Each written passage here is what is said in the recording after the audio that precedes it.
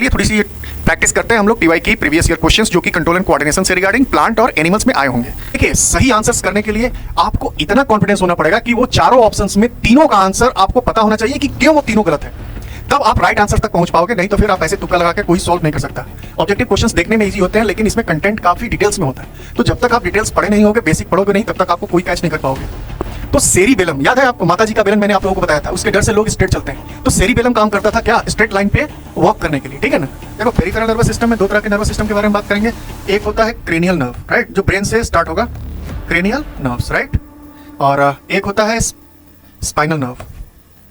अगर मान लो एक और भी केस अगर इसमें सोचो क्या हो गया कि ज्यादा मात्रा में इंसुलिन डिक्रीज कर गया, तो ऐसे में क्या होगा कि शुगर लेवल बैलेंस हो जाएगा, नीचे कम आना शुरू हो जाएगा बॉडी के अंदर, तभी दिक्कत है। तो उसमें आपको ग्लूकागोन एक अलग तरह का हमारे पास है जो ग्लूकोज को ग्लाइकोजन में कन्वर्ट करके रखा है, वहां से ग्लाइकोजन वो बॉडी के अंदर ग्लूकोज में रिलीज कर देगा। तो ऐसे केसेस में ब्लड लेवल जब बीपी डाउन हो जाती है तो व्यक्ति को शुगर खिलाया जाता है, नहीं तो हमारा इंटरनली एंडोक्राइन ग्लैंड ही अपने आप काम करता है। तो यहाँ पे ऑक्सीजन जो है ज्यादा होने की वजह से ये बेंड होना शुरू करेगा और यहाँ से ये पोर्शन क्या हो गया, बेंड हो गया towards the sunlight. So plant का जो आगे का पोर्शन है अपने आप क्या करना पड़ता है, वो अपने आप मूव कर जाता है, बेंड कर जाता है towards the stimulus as a light or any kinds of another kinds of movement where movement is going to be takes place, वो stimulus पे डिपेंड करता है और ऑक्सीजन प्ले इंपॉर्टेंट रोल करेगा उस पर्टिकुलर पोर्शंस को incline towards the stimulus, right.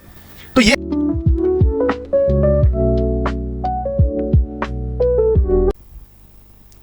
जय हिंद बच्चों, कैसे हैं आप लोग?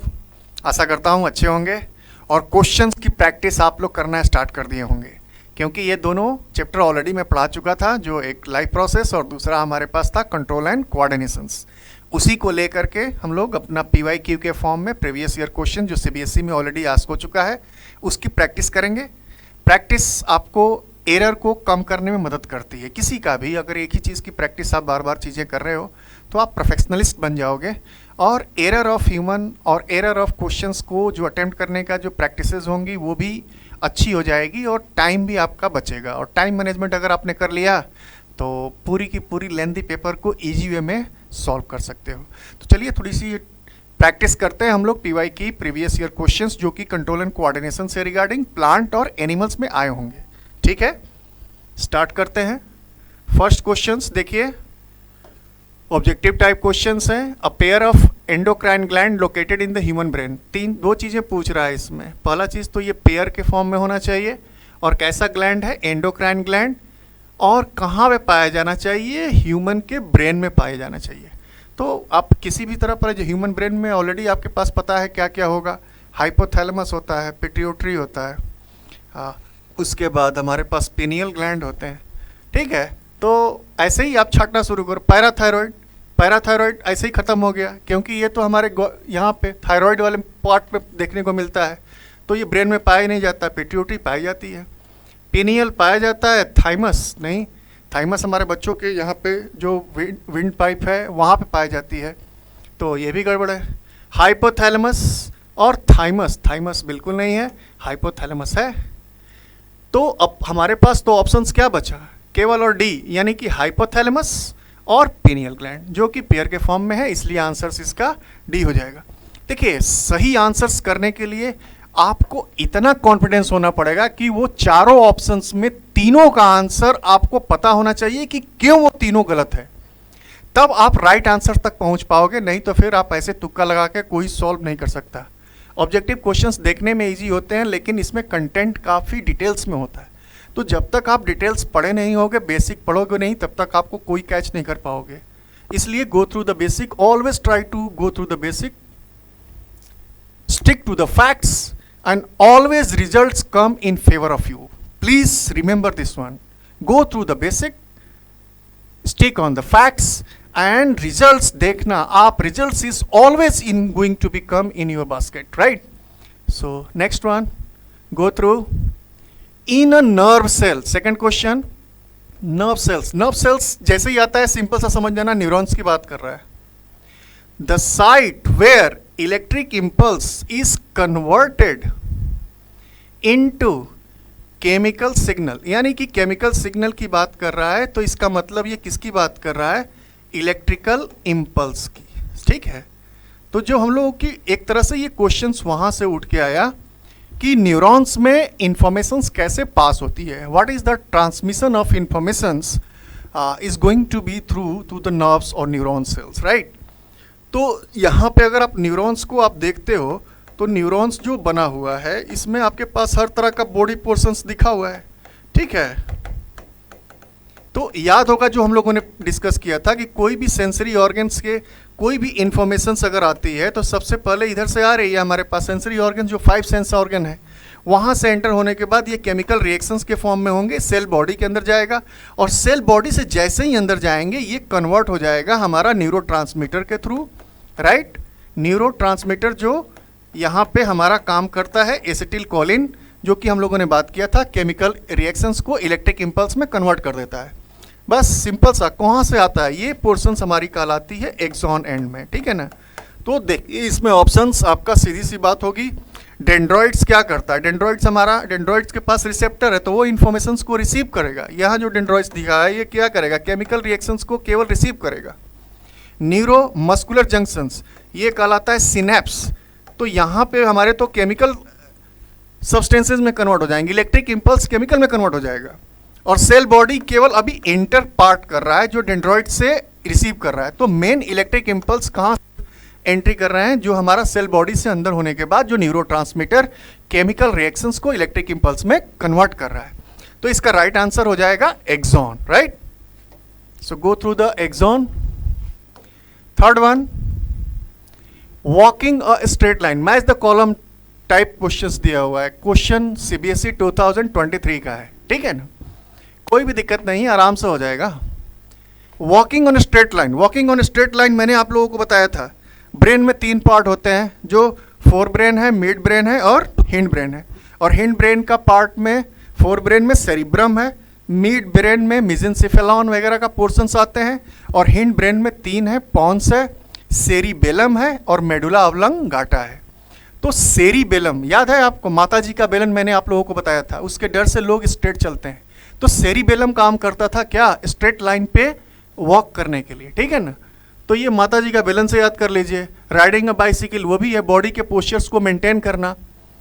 The activities which are possible due to part of the brain, वही हमारा मेडुलर सेरिबेलम का हिंड पार्ट ऑफ ब्रेन के काम करता है। तो choose the correct location and name this part of the given table. बस उसके लोकेशंस को चूज करना है। क्या क्वेश्चंस में चूज करना है आपको, उसके करेक्ट लोकेशंस को। सबसे पहले तो आपको पता होना चाहिए कि क्वेश्चंस में पूछ क्या रहा है, फिर आप आराम से कर लोगे। फोर ब्रेन है हमारा, सेरिब्रम है, सही है। मिड ब्रेन हमारा hypothalamus, hind brain cerebellum, hind brain medulla. तो इनमें से कौन सा है जो हमारा काम करता है, तो यही है हमारा क्या, सेरिबेलम। सेरिबेलम वॉकिंग है ना, walking, maintain the body posture, maintain the body postures, right. तो मैंने आप लोगों को ऐसे हिंट में दिया था, ये क्या है, माता जी का बेलन से याद कर लेना। तो ये हो गया सेरिबेलम, है ना, माता जी का बेलन। एक, क्योंकि मैं ये लिखने का रीजन सिर्फ ये था क्योंकि फोर ब्रेन में कुछ टिप्स भी याद कर लेते हैं जिससे आसान हो जाती है, इजी हो जाती है। सेरिब्रम सेरिबेलम में कन्फ्यूजन होता है, लेकिन सेरिबेलम को अगर आपने जोड़ दिया माता जी का बेलन से तो आपको याद हो जाएगा और आप इजी वे में क्वेश्चन कर लेंगे। आंसर आपके पास क्या है, हिंड ब्रेन सेरिबेलम, ठीक है। ये लो, नेक्स्ट आता है 4, select from the following the correct statement about tropic movement in plants. Tropic movement in plants, tropic movement का मतलब ही होता है कि there is a kind of particular plants having move towards the stimulus, move towards the stimulus, movement की बात होगी, ठीक है ना। इट इज अ, पहला क्वेश्चन का ऑप्शन देखो, it is a due to the stimulus of touch and temperature. इसमें क्या कर दिया कि केवल और केवल थिग्मोट्रोपिज्म के बारे में बात किया। तो जबकि ट्रोपिज्म तो हमारे पास अलग अलग तरीके का है, फोटोट्रोपिज्म है, geotropism, hydrotropism, thigmotropism, right, chemotropism, तो बहुत सारे। तो केवल और केवल टच और टेम्परेचर से होगा, ये गलत है, ठीक है। It does not depend upon the direction of stimulus received, ऐसा नहीं है, डिपेंड करता है, जिधर से स्टिमुलस मिलेगा तभी तो वो मूव करेगा। इट इज ऑब्जर्व्ड वनली, और वनली का जहां पे आए तो समझ लेना आंसर गलत ही होगा। In a roots, roots is not in a stem, ऐसा हो ही नहीं सकता। हर तरह के पार्ट ऑफ प्लांट के किसी भी पार्ट में आपको मूवमेंट देखने को मिलेगा, ट्रॉपिक मूवमेंट, चाहे वो जिस फॉर्म में हो। तो ये भी गलत हो गया। यानी 3 गलत, तब तो एक ही हमारे पास सही होने के ऑप्शंस हो जाते हैं. It is a growth related movement. Simple सा concept. Whatever the kind of movement are there, maybe phototropism, maybe geotropism, maybe hydrotropism, maybe chemotropism, maybe thigmotropism are there. So it is a kind of growth related to the movements. The answers, correct answers will be D. Right? Fifth को देखते हैं. Let's see the fifth one. Consider the following 3 flowers, namely X, Y and Z. Which flowers would develop into the fruits? बहुत अच्छा सवाल है. अभी हम लोग चैप्टर पढ़ेंगे जिसमें हम लोग हाउ डू ऑर्गेनिज रिप्रोड्यूस देखेंगे, जिसमें प्लांट्स और एनिमल्स दोनों की बात करते हैं. फ्रूट्स के डेवलपमेंट के लिए देखिए कुछ चेंजेज होते हैं. तो फ्रूट्स जो होती है कन्वर्ट होती है किससे? ओवरी से. सिंपल सा समझिए, ovary converted into the fruits. Right? 3 चीज़ें यहाँ होती हैं. सबसे पहले जाइगोट बनता है, फ्यूजन ऑफ गैमेट. क्या बोलता है इसको? Fusion of gamete, male and female. तब ये बन जाता है हमारा, फ्यूजन हो जाता है. फ्यूजन ऑफ गैमेट क्या बनाता है? जाइगोट. जाइगोट बना, और जो ओव्यूल है वो सीड में कन्वर्ट हो जाता है. 2 चीज़ें चेंज होती हैं. ओव्यूल किस में कन्वर्ट हो जाता है? सीड में. और पूरी की पूरी ओवरी किसी भी प्लांट का फीमेल रिप्रोडक्टिव पार्ट का पूरा पार्ट जो आप देखते हो, ये जो पोर्शंस है, राइट, यानी ये पोर्शंस कहलाता है क्या? ओवरी. राइट? ये हमारा stigma, this one is style, और यहां पे हमारे पास ओव्यूल है और ये है ओवा. राइट? तो ये पूरा का पूरा ओवरी ही कन्वर्ट होकर फ्रूट में होगा. तो आपको इस क्वेश्चन के जो भी ऑप्शंस हैं इसमें आप ध्यान से देखिए कि ओवरी किस में है. तो देखिए एक ओवरी यहाँ दिख रहा है, इसमें भी दिख रहा है, लेकिन इसमें ओवरी कहीं दिया ही नहीं है. पूरा का पूरा मेल रिप्रोडक्टिव ऑर्गन्स दिया हुआ है प्लांट के अंदर, जो सेक्चुअली आपको देखने को मिलेगा फिलामेंट के रूप में. राइट? जिसमें आंथर्स पूरे दिए हुए हैं. तो ये हमारा खत्म हो जाएगा. यानी कि आंसर्स में हमारे पास क्या होंगे? ऐसा होंगे एक्स और वाई. क्यों? क्योंकि दोनों में क्या बना हुआ है? ओवरी. और ओवरी से ही क्या बनेगा? After the fusion of gamete takes place there is a lots of changes. All the 3 has been part is going to be change. तो बस इसका आंसर तुम्हारे पास क्या हो जाएगा? X and Y only. Right? समझ आ रहा है?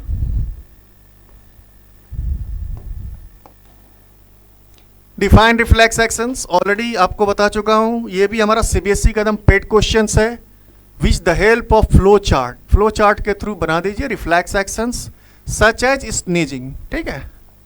स्नीजिंग हमारे पास है. ठीक है भाई, छींक रहे हो तुम. चलो आ गया हमारे पास स्नीजिंग. राइट? ये कहाँ पे हो रहा है? हमारा नोज के अंदर. नोज सेंसरी ऑर्गन्स यूज़ कर रहा है. नोज सेंसरी ऑर्गन्स यूज़ किया तो यहाँ से हमारा क्या हुआ? रिसेप्टर्स इसको रिसीव करेगा. रिसेप्टर्स जान ही रहे हो, the kind of particular cells which are having ability to accept the receive the informations which is coming from the environment और may be the internal. External and internal all kinds of informations is going to be receive by the receptors. तो nose हमारे पास है, तो यहाँ receptor हमारे पास कौन सा होगा? Olfactory receptor. क्या होगा? Olfactory receptor. Right? There is a having a very unique kind of receptor are there, olfactory. Then what is going to be done? It is simply this one is going to be move out. Right? स्नेजिंग हमारा हो गया. Knows एक sensory organ है. Receptors उसमें जो पाए जाने वाले सेल हैं जो रिसीव करेंगे स्नेजिंग को. ये गया किसके थ्रू? सेंसरी न्यूरॉन के थ्रू. किसके थ्रू गया? ये जो न्यूरॉन है ये हमारा सिंपल सा गया क्या?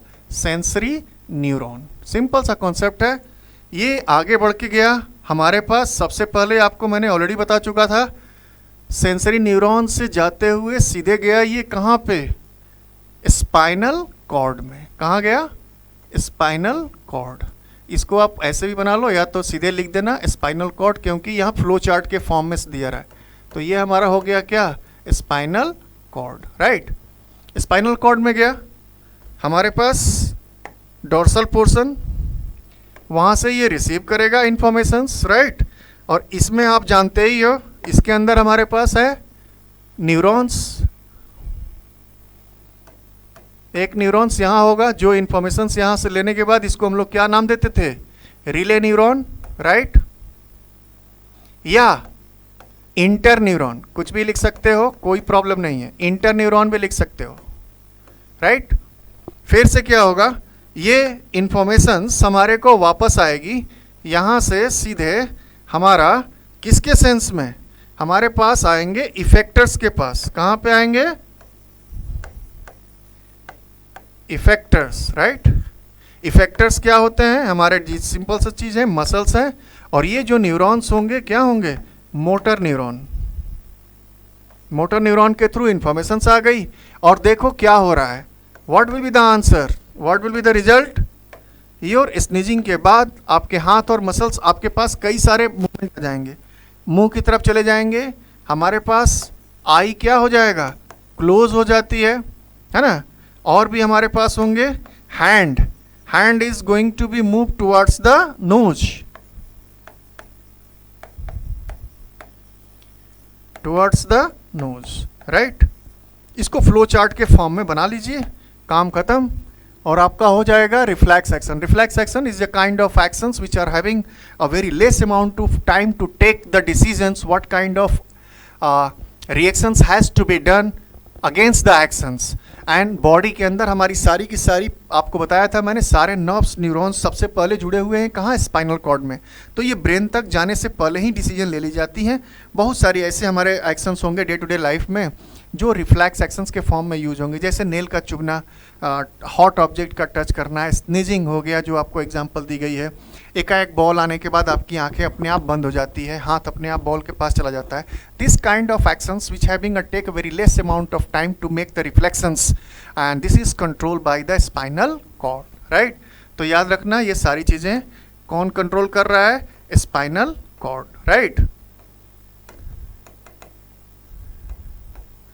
इसको अगर फ्लो चार्ट में भी देखना होगा तो आप लिख सकते हो, ऐसे भी लिख दो, जैसे ये हमारा हो गया सबसे पहले सेंसरी ऑर्गन्स, राइट, जो कि यहाँ पे हमारे पास क्या है, नोज के फॉर्म में है, फ्लो चार्ट यहाँ से सीधे दे दो, और ये हमारा क्या हो जाएगा, रिसेप्टर्स।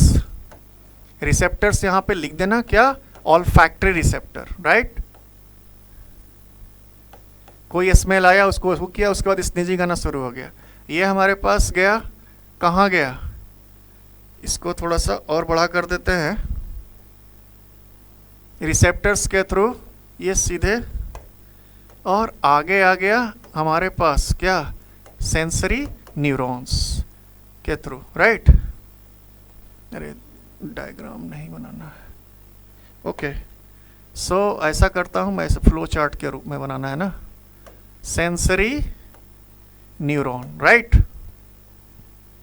यहाँ से सीधे चला गया हमारे पास स्पाइनल कॉर्ड। बहुत आसान है, कुछ भी ऐसा नहीं है, CORD, स्पाइनल कॉर्ड में चला गया, यहाँ से हमारे पास आ गया स्पाइनल कॉर्ड में, कहाँ से आ गया, ये इंटर न्यूरॉन काम किया यहाँ पे, और यहाँ से सीधे हमारे पास आ गया मोटर न्यूरॉन,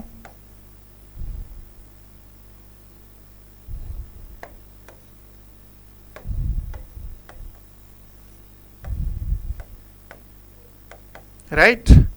बहुत आसान है। इसके बाद सीधे हमारे पास क्या हो गया, इफेक्टर्स। इफेक्टर्स ऑलरेडी बता दिए, और यहाँ पे हमारे पास क्या हो जाएंगे, रिस्पॉन्सेज हो जाएंगे, एक्शंस के अगेंस्ट रिस्पॉन्सेज। तो स्पाइनल चार्ट में भी आप ऐसे बना सकते हो। फ्लो डायग्राम चूँकि बोला हुआ है तो आपको ये बनाना चाहिए, कॉन्सेप्ट आप देख ही लिए हो, ये सारी चीज़ें प्रोसेस हो रही हैं, ठीक है। नेक्स्ट चलते हैं, name the part of human brain which control. देखिए अभी ब्रेन के बारे में हम लोगों ने बात किया था, पहला फंक्शंस हमारे पास क्या दिया हुआ है, वॉलंटरी एक्शंस। तो voluntary actions kind of actions which are going to be control and regulated by the brains, especially for the forebrain, and the part of brain which is going to be help out to maintain the voluntary actions, that is called at cerebrum। देखो यहाँ पे हमारा जो brain का आगे का portion है वो इस काम को कंट्रोल करता है, ठीक है ना। तो सेकेंड पार्ट हमारे पास है involuntary. Involuntary, right? Actions, those kind of actions which are not directly take the decision through the brains, उसके कंसेंट की जरूरत नहीं होती, ऑटोमेटिकली होता है. तो ये जो पोर्शंस हमारा करता है ब्रेन का सबसे पीछे का पोर्शंस, जिसको हम लोग बोलते हैं क्या, हिंड ब्रेन, राइट? और हिंड ब्रेन में स्पेशली जो ऑर्गन है जो काम करेगा उसको बोलते हैं मेड्यूला, राइट? जो डायरेक्टली, इसका फुल फॉर्म है, full name medulla oblongata, right? That is the kind of particular organ of the body which is going to be brain part to control the involuntary actions, sneezing, heartbeat, peristaltic movement, right? Blinking of eyes, all kind of actions which doesn't need to be make the decision directly to the brain. It is automatically has been done. Consent की जरूरत नहीं है. It is also the part of brain which is going to be controlled as a involuntary actions. Involuntary actions भी brain के through ही हो रही है, बस उसके पार्ट अलग है ना. Cerebellum, medulla oblongata, sorry medulla oblongata, cerebellum तो हमारा स्टैंडिंग का काम करता था, ठीक है. ये दो हो गया हमारे पास क्वेश्चंस. अभी और बचा हुआ है बी पार्ट. ये ए का है और दूसरा पार्ट हमारे को बी का सॉल्व करना है. सो सेकेंड पार्ट में हम लोग देखते हैं right the functions of peripheral nervous system, name the component of this system starting from their origin, right? देखो पेरिफेरल नर्वस सिस्टम में दो तरह के नर्वस सिस्टम के बारे में बात करेंगे. एक होता है क्रेनियल नर्व, राइट? जो ब्रेन से स्टार्ट होगा, क्रेनियल नर्व्स, राइट? और एक होता है स्पाइनल नर्व.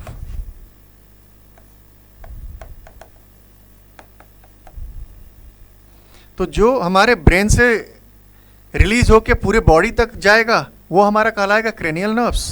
हमारा ब्रेन टू कहाँ जाएंगे? Brain to all part of body. उसी तरह हमारे पास स्पाइनल कॉर्ड से जो हमारे को मूव करेगा, spinal cord to the body, right? तो ये इसकी ओरिजिन है जो कि आपको देखने को मिलेगा, component of this kind of origin. तो this is kind of peripheral nervous system, ठीक है. नेक्स्ट चलते हैं. State the functions of receptor in your body, think of any 3 situations. देखिए पहला चीज क्या पूछ रहा है, state the functions of receptors in our body, right? Think any 3 situations where receptor of this body do not work properly. Mention the problem which are likely to arise, right? तो सबसे पहले आपके पास रिसेप्टर्स की concept हम लोगों ने पढ़ा था. क्या पढ़ा था? रिसेप्टर्स कहाँ पाए जाएंगे? हमारे सेंसरी ऑर्गन में पाए जाएंगे, राइट? तो सेंसरी ऑर्गन्स हमारे पास क्या है? 5 सेंस ऑर्गन. क्या है हमारे पास? सेंसरी का मतलब ही होता है कि जो सेंस ऑर्गन से पाए जाने वाले जो नर्व्स हैं. तो हमारे पास 5 सेंस ऑर्गन्स हैं. तो सिंपल सा समझिए क्या क्या है हमारे पास. सबसे पहले अगर हम आप देख रहे हो तो आई है. आई के पास हमारे पास जो रिसेप्टर है इसको हम लोग बोलते हैं क्या? Photo receptor, right? तो फोटो रिसेप्टर हो गया. तो ये क्या करेगा? फोटो रिसेप्टर हमारा सीधी सी बात है, ये हमारे को क्या करेगा? विजन में हेल्प करेगा, लाइट को ऑब्जॉर्व करता है, राइट? लाइट विजन को हेल्प करेगा, देखने में हेल्प करता है, ठीक है. उसी तरह हमारे पास ईयर है. ईयर के पास हमारे पास अलग तरह का रिसेप्टर जो हमारा सुनने का काम करता है, इसलिए इसका नाम बोलते हैं हम लोग क्या? फोनो रिसेप्टर. और ये लिसनिंग में हेल्प करेगा, ठीक है, सुनने में काम करता है. थर्ड हमारे पास है टंग. इसके पास अलग तरह का रिसेप्टर है जिसको हम लोग बोलते हैं क्या? Gustatory receptor. सिंपल सा चीज है. किसके लिए हेल्प करेगा ये? To the test. अलग अलग तरह के टेस्ट जो आपके खाने में दिख रहे हैं वो आपको देखने को मिलेगा. नोज हमारा another part of sense organ, smell के लिए है. इसके लिए हमारे पास एक अलग तरह का रिसेप्टर है जो अभी प्रीवियस क्वेश्चंस में भी देखा, olfactory receptor, right? Olfactory receptor क्या करेगा? नोज हमारे हेल्प करता है टू स्मेल. उसी तरह हमारे पास एक पोर्शन है, 5th वन, जो कि स्किन है. इसमें अलग तरह का रिसेप्टर है, थर्मो रिसेप्टर. थर्मो रिसेप्टर क्या करता है? टू फील, टच, सिंपल सा चीज़ है. अब इसमें से पूछ रहा है कि एक तो सारा पता चल गया आपको, state the functions of receptor in our body. There are 5 different kind of sense organs are there, each part of the sense organs having a very unique kind of receptors, और यूनिक काइंड ऑफ रिसेप्टर्स है तो अलग अलग काम कर रहा है, जो आपको दिख रहा है यहाँ पे। अब 3 सिचुएशंस मान लो, एक आई का है हमारे पास और आई के पास फोटो रिसेप्टर किसी भी कारण से काम नहीं कर रहा है, तो क्या रिस्पॉन्स होगा? हम लाइट को देख ही नहीं पाएंगे। ईयर है हमारे पास, फोनो रिसेप्टर अगर मान लो किसी भी कारण जो है ना फट गया, सुनने में सेंस नहीं ले रहा है, तो क्या होंगे? हमारे को सुनने में दिक्कत हो जाएगी। बर्ड्स, हमारे टेस्ट बर्ड्स प्रॉपर काम ना करें तो हम किसी भी फूड का टेस्ट नहीं कर पाते हैं, फील नहीं कर पाते हैं किस तरह का है। जैसे आप लोगों को एक एग्जांपल देते हैं, सर्दी खांसी अगर आपको हो जाती है, एक फ्लू हो जाता है नॉर्मल तरीके से, तो आप देखे होंगे कि आपको खाने का टेस्ट नहीं मिलता। यानी कि वो समय जो बर्ड्स हमारे हैं प्रॉपर तरीके से हमारी जो इन्फॉर्मेशंस हैं किसी भी टेस्ट को हमारे ब्रेन तक नहीं पहुंचा पा रहा है, जो सीएनएस तक नहीं पहुंचा पा रहा है, और वो उसको डायग्नोस करने में भी क्या कर रहा है? प्रॉब्लम कर रहा है। तो जो भी हमारे पास रिसेप्टर्स है, उस रिसेप्टर्स में कोई भी चीज़ आ रही है उसको आपको मेंशन कर देना है प्रॉब्लम के रूप में, ठीक है। स्किन है, स्किन बर्न हो जाए, पूरी जल के वो हो जाए, इसका पूरा का पूरा रिसेप्टर्स ही खत्म हो जाए, तो आपको फील ही नहीं होगा, टच नहीं फील होगा, न सेंस होगा। इसका एक एग्जांपल आप देखो, हमारे जो सैनिक हैं, इतने ज़्यादा हमारे पास जो ग्लेशियर्स उधर चल गए, जम्मू कश्मीर से ऊपर बर्फ़ से ढके हुए इतनी सारी, अब वो चलते चलते इतना सेंस हमारा जो है ना वो हो गया, काम ही नहीं कर रहा है। हीट भी हमको पता तक नहीं चल रहा है। इवन इसीलिए आग जलाने को नहीं बोलते वहाँ पे, वो हीट लोहे की गर्म से ही दूर से ही उसको सेकते हैं, क्योंकि आप उसको टच भी हो जाएगा, आपका पैर जल भी जाएगा हीट के चक्कर में, फिर भी आपको सेंस नहीं होगा। तो ये क्या है? वो रिसेप्टर्स प्रॉपर काम नहीं करेगा तो इन्फॉर्मेशंस पास नहीं होगी, ठीक है ना। Draw a well level diagram of human brain, discuss functions of cerebrum, cerebellum. 2 चीजें हम लोगों को समझाना है इसमें, कौन कौन सी? ह्यूमन ब्रेन का डायग्राम बनाना है सिंपल सा, डिस्कस फंक्शंस ऑफ सेरिब्रम और सेरिबेलम मेडुला, ठीक है। तो कोई दिक्कत नहीं है, क्या करना ही है, ऐसे बना लो।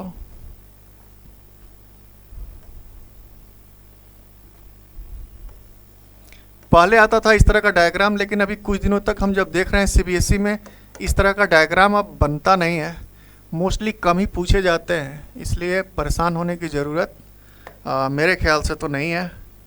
बाकी आप लोग थोड़ा बहुत तैयारी कर ही लेना, अगर बनाना है तो यहाँ से नर्व्स बना देना, अलग अलग तरह के पोर्शंस, ठीक है। जैसे ये हमारा हो गया पॉन्स, ये हमारा हो गया सेरिबेलम, राइट। और यहाँ से हमारे पास नर्व्स निकल जाते हैं सेरिब्लो स्पाइनल फ्लूइड के फॉर्म में, और यहाँ से आके वर्टिब्रल कॉलम से जाके जुड़ जाती है हमारा बैकबोन। ये वाला पोर्शंस जो 4 ब्रेन का कहलाता है, जिसको हम लोग 4 ब्रेन के रूप में देख सकते हो, जिसमें मोस्टली पार्ट ऑफ ब्रेन को कवर की जाती है, वो सेरिब्रम है। मेडुला ऑब्लंगाटा, यहीं पे आपके पास ये वाला पोर्शंस है जो मेडुला ऑब्लंगाटा कहलाता है। ग्रीन से ही लिख रहे हैं तो ये देख देते हैं, क्या बोलते हैं इसको, मेडुला, ठीक है ना। ये 1 पोर्शन, ये सेकंड सेरिबेलम, और थर्ड पार्ट होता है हमारा मेडुला। ये तीनों पार्ट हमारे किस पार्ट के हैं? हिंड ब्रेन का पार्ट है, राइट। उसके बाद जो मैं रेड से बना दिया, ये 4 ब्रेन है, सेरिबेलम, ये मोस्टली ऊपर का क्रेनियल नर्व्स, ये 2 लेयर में होता है, ये आप लोगों को पता ही है, स्कल के फॉर्म में, राइट। और सेरिब्रो स्पाइनल फ्लूइड चारों तरफ रहता है, जो कि शॉक एब्जॉर्बर का काम कर रहा होता है। यहीं बीच में हमारा ये पिनियल ग्लैंड, यहीं पे हमारे पास पिट्यूटरी भी है और पिनियल है, और ये हमारा पॉन्स है। ये पोर्शंस बोलते हैं मिड पोर्शन, यानी कि मिड ब्रेन का पोर्शंस, जो कि ऑडिटरी और विजुअल को देखने में मदद करता है, ठीक है ना। रिफ्लेक्स एक्शन ऑडिटरी, राइट, और विजुअल में हेल्प करता है, वो भी कैसा? Involuntary, right. अब इसका एक एक करके फंक्शंस देख लेते हैं हम लोग, ठीक है।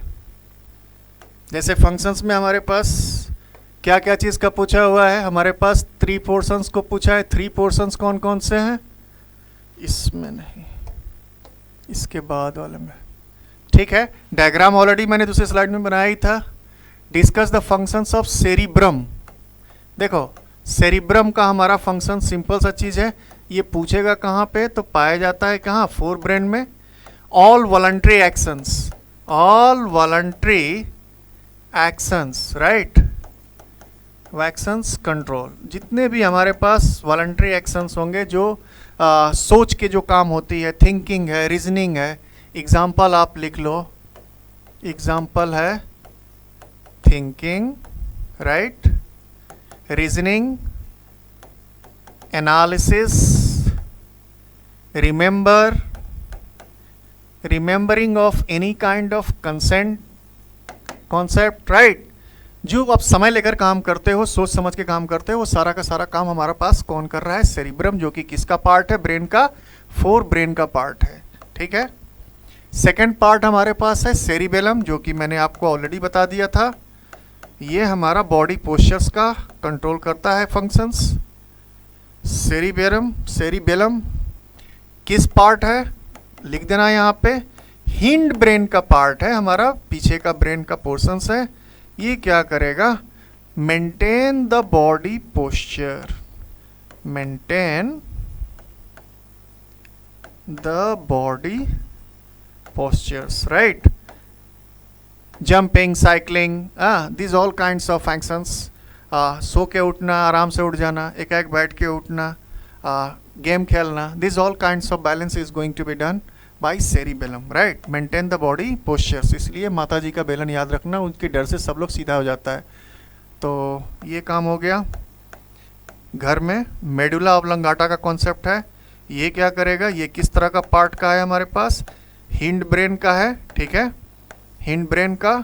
और हिंड ब्रेन का पोर्शंस क्या कर रहा है, मेडुला ऑब्लंगाटा, ये अपोजिट करता है वॉलंटरी का involuntary actions, control by medulla oblongata. Example sneezing, जो हम लोगों ने कभी एग्जाम्पल भी दिया था, हार्ट बीट, दिल का धड़कना, peristaltic movement, the kind of peristaltic movement of food is going to be move out from esophagus to all the alimentary canal, right. Blood pressure, these all kinds of actions, blinking of eye, these all kind of actions is going to be controlled by this medulla oblongata, right. So एक बार देख लीजिए, next चलते हैं। Simple सा क्या पूछ रहा है, प्लांट फाइटो हार्मोन्स की बात कर रहा है। Give the functions of following plant hormones. So auxin क्या करेगा, ग्रोथ के लिए है हमारे पास, राइट। ग्रोथ की जहाँ बात होगी, जो भी आपके पास एपिकल मेरिस्टेमेटिक टिश्यू जहाँ पाए जाएंगे प्लांट के, चाहे वो रूट हो चाहे वो टिप हो, वहाँ पे ऑक्सिन फाइटो हार्मोन्स जरूर होगा और वो ग्रोथ के रिगार्डिंग बात करेगा। जिबेरेलिन, ये ग्रोथ हमारे पास, ग्रोथ मैंने बताया था हर तरह से होते हैं, सेल का डिविजन्स भी हो सकता है, राइट, सेल इलोंगेट होते हैं एक ही, या सेल का इनलार्जमेंट हो जाता है। तो दो तीन तरीके हैं जो आपके सेल को, ग्रोथ को रिप्रेजेंट करते हैं। ऑक्सिन फाइटो हार्मोन्स बहुत इंपॉर्टेंट है, जो कि आपको देखना है। सेकेंड पार्ट अगर देखिए बी का, जिबेरेलिन का कॉन्सेप्ट है। जिबेरेलिन, जिबेरेलिन क्या करता है, ये बड़ा इंपॉर्टेंट फंक्शंस प्ले करता है, ये ब्रेकिंग ऑफ डोरमेंसी करता है, BREAKING, ब्रेकिंग ऑफ, याद रखना ये वर्ड, DORMANCY, डोरमेंसी। डोरमेंसी का मतलब ही होता है कि इनएक्टिव स्टेज। इनएक्टिव स्टेज का मतलब क्या हो गया, मेटाबॉलिक एक्टिविटी अभी सुस्त पड़ा हुआ है, कोई काम नहीं हो रहा है, तो उसको क्या करता है, ये तोड़ता है, यानी कि जगाने का काम कर रहा है। ब्रेकिंग ऑफ डोरमेंसी सीड को जर्मिनेट करने में हेल्प करता है। सोक करेंगे वाटर से, उसकी जो एक्टिविटी स्टार्ट हो जाएगी, ग्रोथ करने की, जर्मिनेशन ऑफ सीड स्टार्ट हो जाएंगे, ठीक है। और एक बार जब स्टार्ट हो गया जर्मिनेशन ऑफ सीड, जिसमें आपको रेडिकल से रूट बनेगा और प्लेम्यूल से सूट बनेगा, तो ये आगे जाके फिर ग्रोथ का कॉन्सेप्ट आ जाता है। ऑक्सिन फाइटो हार्मोन, जो कि टिप ऑफ द प्लांट्स के दोनों पार्ट में होंगे, रूट और सूट्स, जहाँ पे ग्रोथ का काम करेगा, ठीक है ना। ये ग्रोथ प्रोमोटर हार्मोन है, ये क्या है हमारे पास, ग्रोथ प्रोमोटर्स कहे जाते हैं, राइट, ठीक, फाइटो हार्मोन्स। थर्ड पार्ट जो हमारे पास है, एब्सिसिक एसिड का कॉन्सेप्ट है, ABA के नाम से भी जानते हैं इसको, राइट।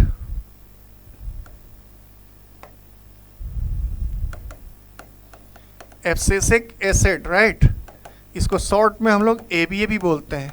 ये ग्रोथ इनहिबिटर है, याद रखना, it is a growth inhibitor. ये ग्रोथ को रोकता है।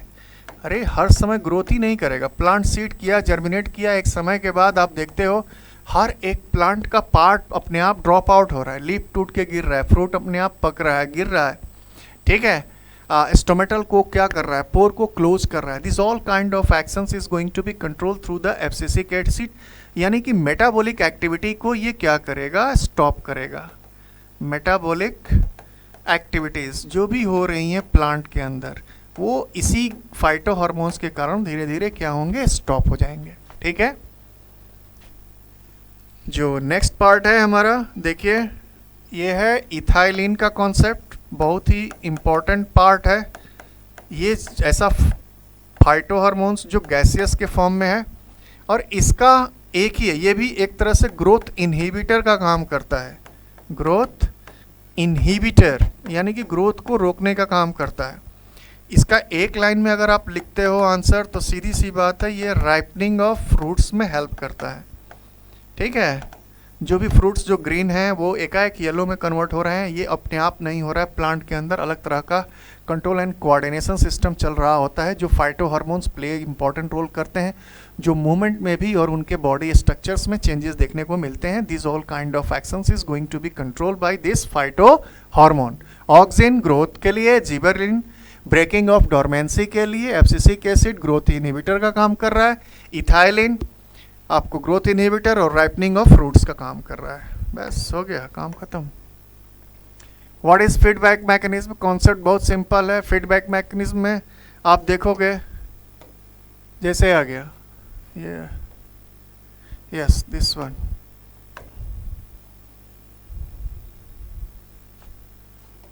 ओके दिस वन,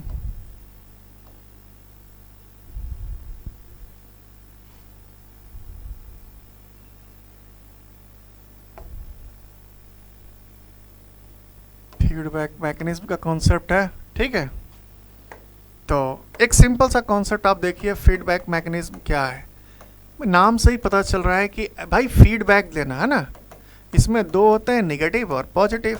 एक एग्जांपल के थ्रू आपको रेगुलेशंस का काम इसको समझाते हैं। जैसे इंसुलिन ऑलरेडी एग्जांपल दिया भी हुआ है, चलिए और आसान हो गया कॉन्सेप्ट। जैसे बॉडी में आपका शुगर लेवल बढ़ गया, क्या हो गया, शुगर लेवल क्या हो गया, इंक्रीज हो गया। शुगर लेवल इंक्रीज होने का मतलब क्या है कि जो ग्लूकोज का लेवल है बॉडी के अंदर, जो फूड के अंदर जो भी जिस रूप में ले रहे हो, उसकी परसेंटेज हमारे ब्लड के अंदर क्या हो गई, ज़्यादा हो गया। तो ऐसे केसेस में हमारे पास तो एक बीमारी हो जाती है कि अगर कंट्रोल नहीं होगा तो क्या करता है, हाइपोथैलेमस इस इंफॉर्मेशंस को समझता है और there is having a some kind of informations, the kind of particular part of the substance having a more extra has been going to be dissolved inside the blood. So it give the informations to the pituitary. There is a particular glucose level is going to be high. Kindly send the informations to the pancreas to release extra amount of insulin to maintain the glucose balance. Right? तो sugar level जैसे ही हमारा increase हुआ तो simple सा concept है, हमको क्या करना होगा, हमारा रिजल्ट में किसी भी हाल में इंसुलिन को क्या करना है, रिलीज करना है। Insulin need releases maximum, right, क्योंकि ये नॉर्मल तरीके से शुगर लेवल अगर नॉर्मल होता तो कोई दिक्कत ही नहीं है, यानी कि जितनी ज़रूरत है उतना हमारे को इंसुलिन रिलीज नहीं हुई, रिलीज उतना नहीं हुआ तो हमारा शुगर लेवल ऑटोमेटिकली लेवल बढ़ गया। तो ऐसे केसेस में हमारे शुगर लेवल को क्या करना है, बैलेंस करने के लिए इंसुलिन को रिलीज़ करने की ज़रूरत पड़ गई। तो ये हमारा कॉन्सेप्ट काम कहलाता है फीडबैक मैकेनिज्म का, कि स्टिमुलस जो हमारा है, स्टिमुलस जो इन्फॉर्मेशंस हुई, ये हमारा गया कहाँ पे, ब्रेन के पास, और ब्रेन में हमारे पास क्या है, हाइपोथैलेमस, राइट। और हाइपोथैलेमस ने क्या किया, पिट्यूटरी ग्लैंड को इन्फॉर्मेशंस किया, और पिट्यूटरी ने क्या कर दिया, सीधे पैनक्रियास को इन्फॉर्मेशंस दिया कि क्या करो, लेवल ऑफ इंसुलिन को क्या करो, इंक्रीज कर दो, इंसुलिन लेवल क्या करो, इंक्रीज कर दो। इसने इंक्रीज कर भी दिया। जैसे ही इंसुलिन हाई हुआ, शुगर लेवल क्या होना स्टार्ट हो गया, बैलेंस करना स्टार्ट हो गया, राइट। बैलेंस हो गया। तो बैलेंस होने के बाद ये प्रोसेस ऐसा होता है कि अब ये सेम आपके पास हाइपोथैलेमस के पास पहुंच भी जाएगा, राइट। तो ये जो एक्शन है ये हाइपोथैलेमस तक पहुंच भी जाएगा ब्रेन के पास। तो ये आ गया नेगेटिव फीडबैक, यानी कि हमारे पास काम करने के बाद हमने आपको वहाँ पे इंफॉर्मेशंस पहुँचा दिया। There is a kind of particular amount of insulin has to be needed, it has to be released, and the balance is going to be done, and blood sugar level is normal, right. So this kind of actions is called as the hormonal regulations, which is going to take place inside the control and coordinations in the human being or any kinds of animals which are having a glands present on it, gland, nervous system, as well as brain. These all kind of CNS, nervous system, and endocrine glands coagulate, work together and complete the control and coordinations in animals, right. So this kind of actions is feedback mechanism. You can denote it as a feedback mechanism are there. अगर मान लो एक और भी case अगर इसमें सोचो क्या हो गया कि ज़्यादा मात्रा में इंसुलिन डिक्रीज कर गया, तो ऐसे में क्या होगा कि शुगर लेवल बैलेंस हो जाएगा, नीचे कम आना शुरू हो जाएगा बॉडी के अंदर, तब भी दिक्कत है। तो उसमें आपको ग्लूकागोन एक अलग तरह का हमारे पास है जो ग्लूकोज को ग्लाइकोजन में कन्वर्ट करके रखा है, वहाँ से ग्लाइकोजन वो बॉडी के अंदर ग्लूकोज में रिलीज़ कर देगा। तो ऐसे केसेस में ब्लड लेवल जब बीपी डाउन हो जाती है तो व्यक्ति को शुगर खिलाया जाता है, नहीं तो हमारा इंटरनली एंडोक्राइन ग्लैंड ही अपने आप काम करता है, right. This kind of feedback mechanism has been going to be done inside the animals, right. Geotropism का कॉन्सेप्ट बहुत ईजी, जानते हो आप लोग। जियो का मतलब ही है हमारे पास दो चीज़ों से बड़ा हुआ, राइट। एक हमारा है, इसको तोड़ दो, जियो का मतलब ही होता है क्या, ग्रेविटी। और ट्रोपेज का मतलब हम लोगों ने ऑलरेडी पढ़ा था क्या, movement. The plant part move towards a stimulus as a gravity, right. The plant parts move, right, towards the gravity, right, as a stimulus. यहाँ gravity यहाँ पे क्या कर रहा है, it is a kind of stimulus, it is a kind of informations. तो geotropism में आप देखो एक प्लांट का रूप में देख लेना। जियोट्रोपिज्म में आप देखते क्या हो कि कोई भी रूट है आपका, हमेशा जो भी प्लांट है, चलो एक नॉर्मल सा ही मैं एक रूट बनाने की कोशिश कर रहा हूँ। जैसे एक प्लांट हो गया और इसके अंदर, प्लांट के अंदर हमारे पास रूट्स दिखने को पड़ रहे हैं, टैप रूट हो, फाइब्रस रूट हो, इट डजंट मैटर, आपको प्लांट्स दिखाने हैं बस, ठीक है। सो यहाँ पे हमने इसको रूट्स को दिखाया। आप सीड्स को किसी भी फॉर्म में आप देखिए, कैसे भी रख दीजिए, हमेशा रेडिकल्स जो होते हैं ये हमारा रूट्स का पोर्शन है, जो कि जब जर्मिनेट होता है तो रेडिकल से जर्मिनेट होता है। ये हमेशा किधर को मूव कर रहा है, ये हमेशा ज़मीन की नीचे ग्रेविटी के टुवार्ड्स मूव कर रहा है। यही हम लोगों ने बोला कि ग्रेविटी के टुवार्ड्स जो मूवमेंट होगी, the plant parts move towards the gravity root. Specially ये कहाँ पे हो रहा है, इन द रूट्स के अंदर, राइट। तो roots always try to move towards the gravity, but the upper portions of the plant, upper portions means here having a surface, plant surface are there, upper portions always try to move towards the light, here having a light source or sunlight, right. so sunlight की तरफ move कर रहा है, और roots हमेशा किधर move कर रहा है, जा रहा है ग्रेविटी के टुवर्ड्स। तो यहाँ आपको बताने को भी पूछा हुआ है कि what is geotropism, draw a well labeled diagram, potted plants showing positive geotropism and negative geotropism। तो इसी प्लांट में कितना आसानी है, तो आपको बताना है कि कौन सा पार्ट हमारा पॉजिटिव जियोट्रोपिज्म है। तो पॉजिटिव जियोट्रोपिज्म किधर है हमारे पास, पॉजिटिव जियोट्रोपिज्म सिंपल सा है हमारे रूट्स में, राइट, क्योंकि roots always try to move towards the gravity. इसी के अपोजिट जो हमारा सूट्स पोर्शन है, जो सूट्स पोर्शन है, ये क्या कर रहा है, निगेटिव जियोट्रोपिज्म को शो कर रहा है, राइट। सिंपल सा कॉन्सेप्ट है, बनाइए डायग्राम, उसको समझा दीजिए, काम खत्म। Work is done now. Next, एक केस बेस्ड स्टडी। देखिए इससे भी आप समझा सकते हैं वो पिछले क्वेश्चंस को। Always try to move towards the gravity and shoots is always try to why person has been always move towards the sunlight, right? So that is a phototropism, this person is going to be done by the phototropism, right?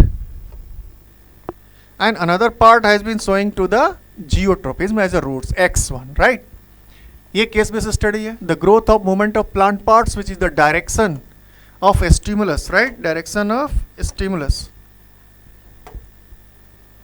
Determines the direction. यही तो है, stimulus ही determine करेगा कि plant का movement किधर होगा। Simple सा चीज है ना? Response is known as tropic movement and tropism. Plants have a non-directional movement is which is may not be growth on the dependent, right?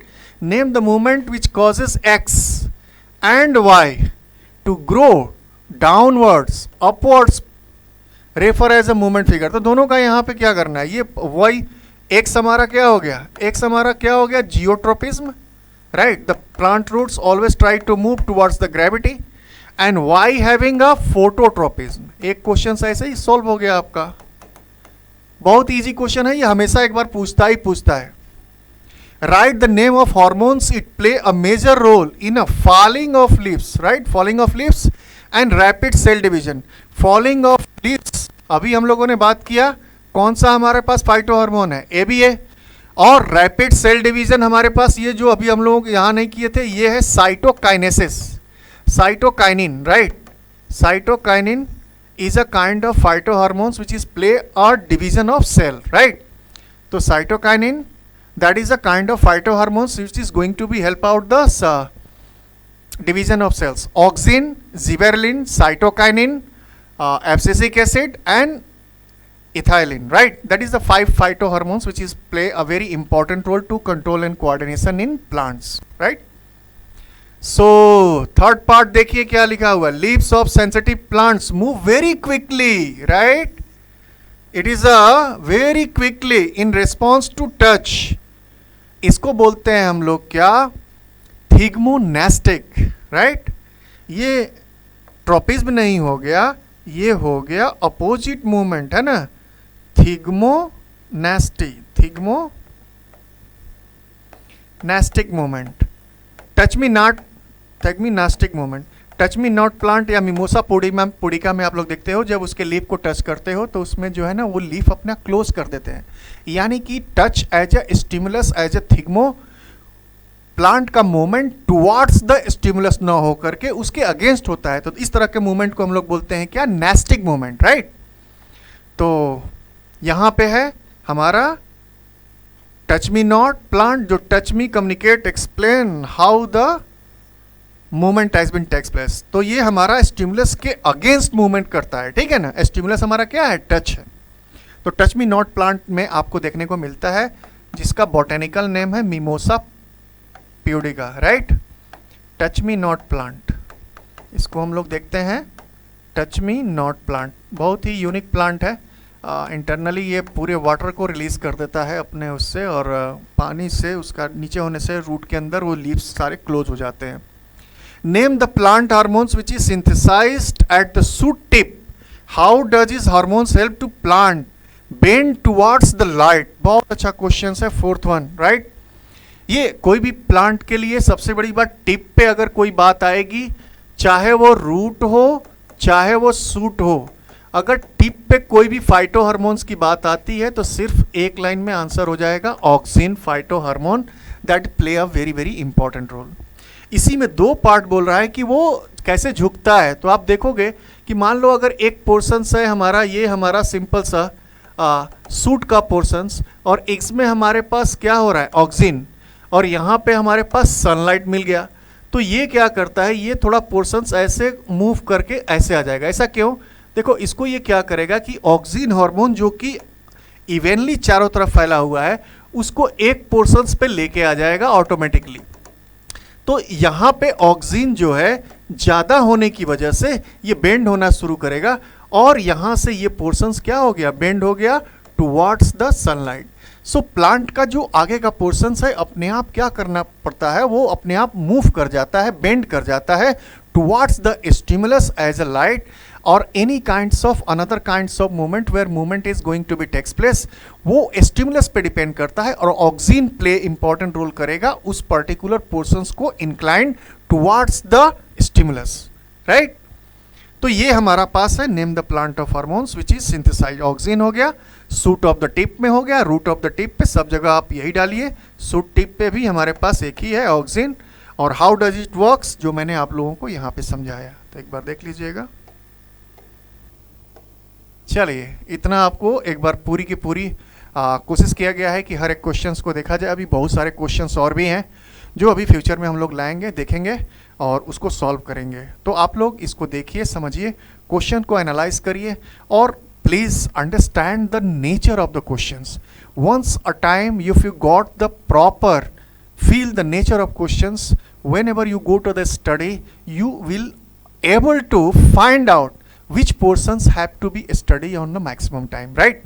So automatically you have got the informations, find the nature of the questions, then simple सा concept देखिएगा आप, जो भी पूछते हैं ना question CBSE का, वो कंटेंट का अप्लाइड पार्ट पूछने की कोशिश करता है। तो एक बार गो थ्रू कीजिए, प्रैक्टिस से ही आएगी ऑटोमेटिकली। एक बार समय दीजिए, क्वेश्चंस देखिए और सारे क्वेश्चंस देखें। चलिए हम लोग इसको अलग अलग तोड़ के भी हम कोशिश करेंगे और सारे क्वेश्चंस को कराने के लिए, ठीक है। थैंक यू, जय हिंद। आप लोग देखे रहिए हमेशा, कॉमेट हब हर तरह के कंटेंट्स को ला रहा है। इसको लाइक कीजिए, आप लोग सब्सक्राइब करें और थोड़ी सी प्रमोट भी करें, ठीक है। जय Hind everyone, thank you so much.